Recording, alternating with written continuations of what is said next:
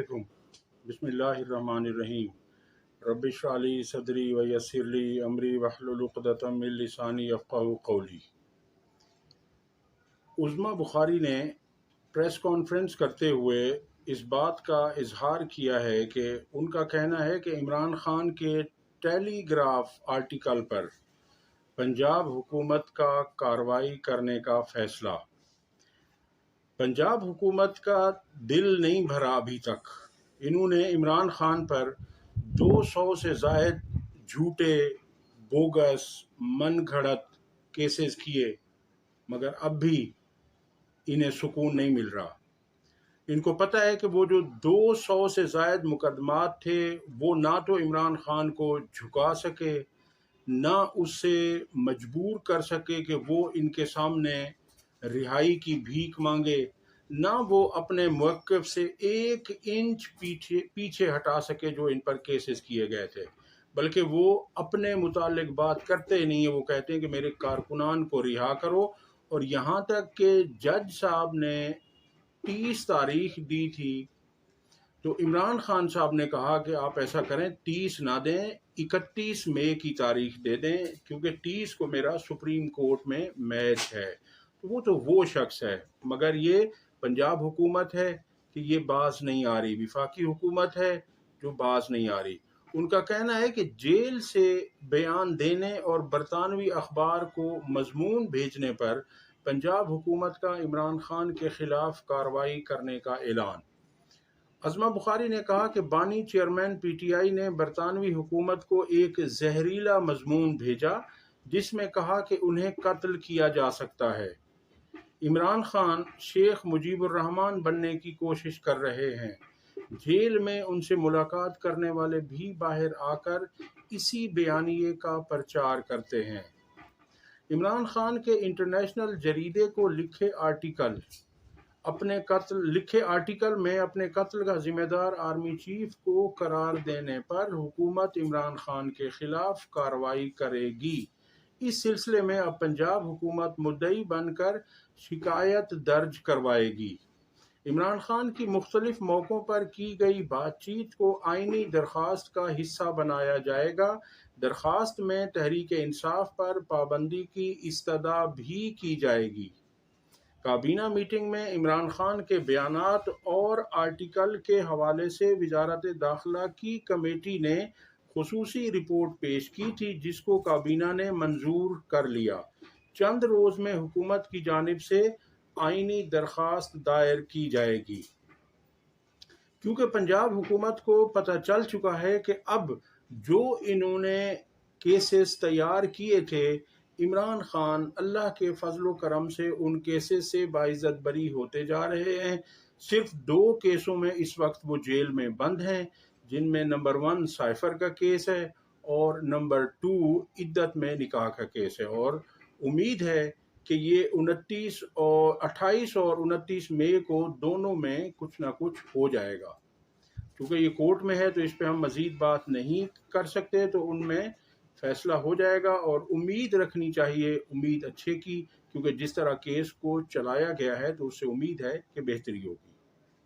लेकिन ये अब इसलिए इमरान खान को मज़ीद अंदर रखने के लिए मज़ीद ये भोंडे केसेस बनाना चाहते हैं, तो ये शौक भी पूरा करके देख लें।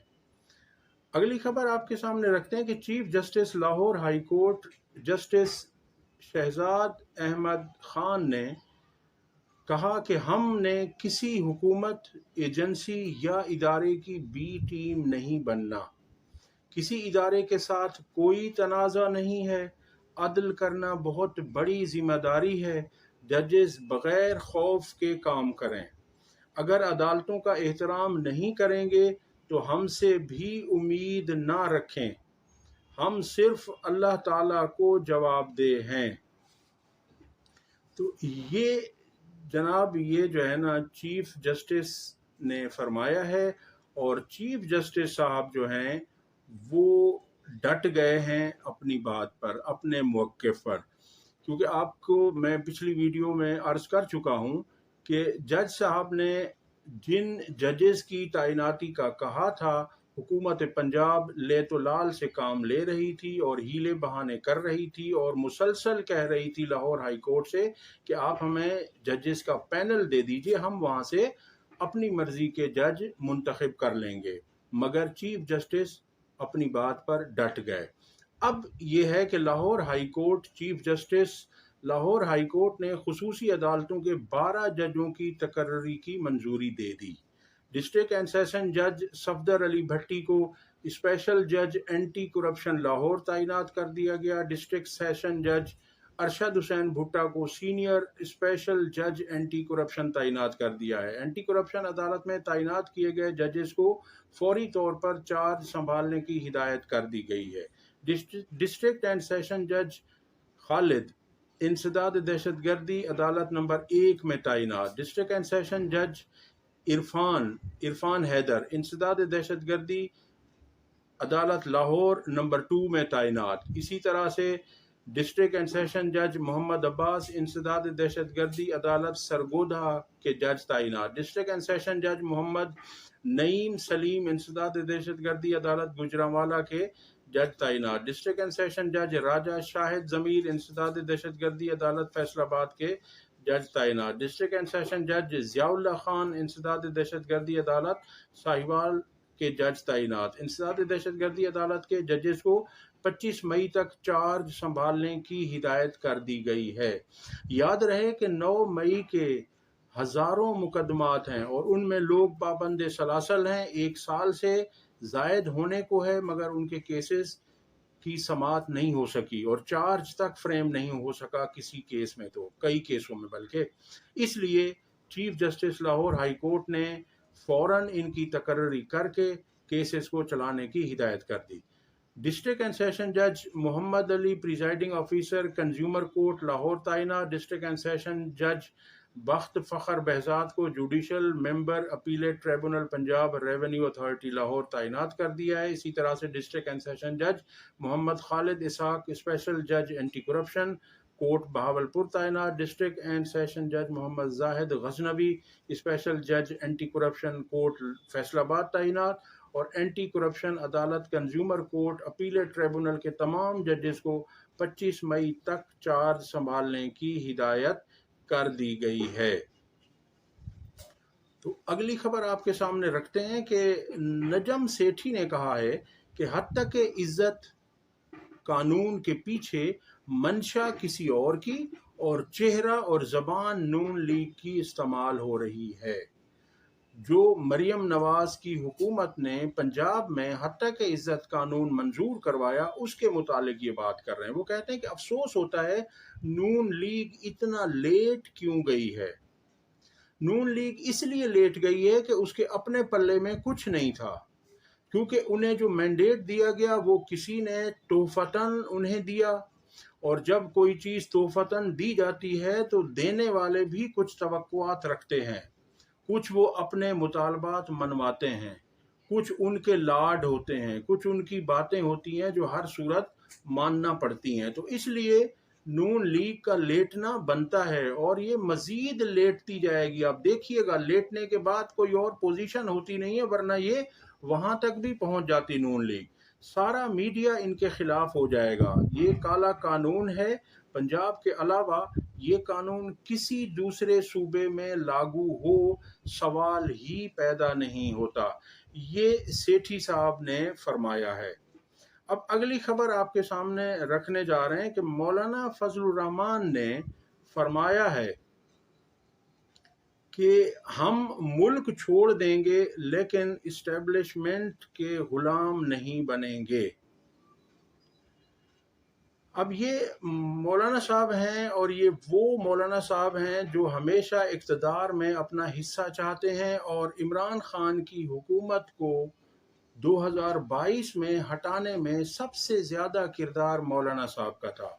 और मौलाना साहब ने पीडीएम की जब हुकूमत बनी तो इनके 4 वज़रा थे और माल पानी वाली वजारतें इन्होंने हासिल की। कभी भी मौलाना साहब ने ज़मीर की और उसूलों की सियासत नहीं की, इन्होंने सिर्फ अपना फ़ायदा देखा और उस वक्त भी इन्होंने फ़ायदा देखा। और अब सूरत हाल ये है कि इन्हें ان کی مرضی کی نہ تو سیٹیں دی گئیں نہ انہیں سیٹیں ملیں، کیونکہ دی نہیں گئیں، انہیں سیٹیں ملی نہیں، اور یہ چاہتے تھے کہ جس طرح باقی پارٹیوں کو تحفتاً سیٹیں دی گئی ہیں تو مجھے بھی دی جانی چاہیے تھیں، اور ان کی خواہش تھی صدر پاکستان بننا۔ یہ اس سلسلے میں نواز شریف سے بھی ملاقات کر چکے تھے، آصف زرداری سے بھی ملاقات کر چکے تھے، مگر انہیں وہاں سے لال جھنڈی کرائی گئی، اور اس لیے مولانا صاحب اب چونکہ اکیلے ہیں تو اب انہیں اصول بھی یاد آ رہے ہیں اور انہیں ضابطے بھی یاد آ رہے ہیں، تو اب یہ فرما رہے ہیں کہ ہم غلامی نہیں کریں گے چاہے ہمیں ملک ہی چھوڑنا پڑے۔ وہ کہتے ہیں کہ 2018 سے زیادہ 2024 کے انتخابات میں دھاندلی ہوئی ہے۔ یہ بات تو صحیح ہے، لیکن مولانا صاحب کے ساتھ کوئی دھاندلی نہیں ہوئی، کیونکہ مولانا صاحب تو ہارے ہیں، ان کے تو ووٹ تھے ہی نہیں، انہیں تو عوام نے ووٹ دیا ہی نہیں، خصوصاً KPK میں۔ پھر وہ کہتے ہیں کہ پھر جبری طور پر ایڈجسٹمنٹ کے ساتھ حکومت سازی کی گئی ہے۔